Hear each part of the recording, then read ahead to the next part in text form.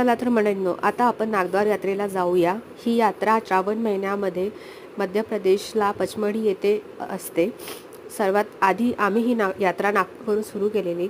नागपूर ते पचमढी आम्ही स्लीपर बसने गेलेलो आणि इथे पचमढीमध्ये पोहोचल्यानंतर पुढे आम्ही थोडा चहा वगैरे घेतलेला। आपण इथे पाहू शकता, छान गरमागरम असा आम्ही चहापासून आमच्या यात्रेची सुरुवात केलेली आहे। इथून आम्ही पुढे धूपगडला जाण्यासाठी एक कॅब करणार आहोत। आम्ही पचमढी टू धूपगडला कॅबनी गेलेलो। इथे आपण पाहू शकता किती गर्दी आहे। या यात्रेला दरवर्षी भरपूर गर्दी असते आणि ही यात्रा 10 ते 15 दिवस श्रावण महिन्यात नागपंचमी दरम्यान भरत असते।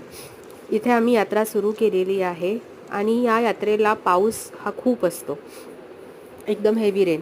रस्त्यामध्ये हे आम्हाला भजियागिरी म्हणून एक स्पॉट असतो, तिथे आम्ही गेलेलो आणि छान असे मक्याचे हे भजे आहे ते आम्ही खूप छान एन्जॉय केलेले। खूप असे क्रिस्पी आणि टेस्टी असे भजे होते।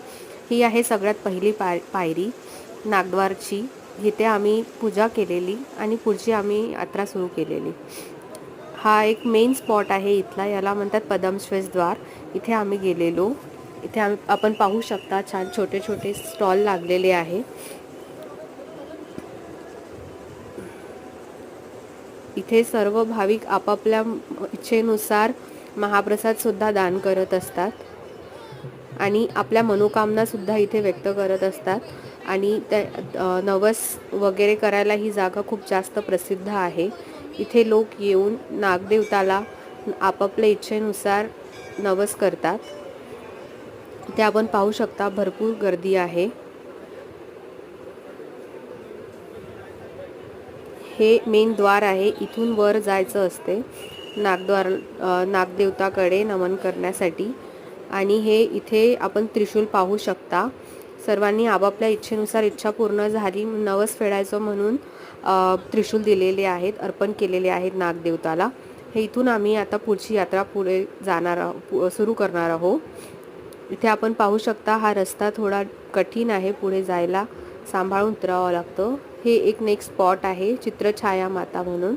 इथे जायला थोडं आपल्याला असे उभ्या सीडींचा वापर करावा लागतो। आणि हा एक पुढे स्पॉट येतो दुधाळा धबधबा म्हणून।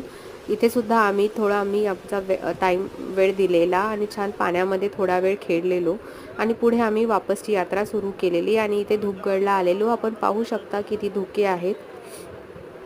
आणि धूपगडाला जायला आम्ही पुन्हा भजियागिरी थ्रू गेलेलो। इथे सुद्धा भरपूर गर्दी लागली आम्हाला। नागपंचमी असल्यामुळे खूप जास्त भक्त लोक आलेले।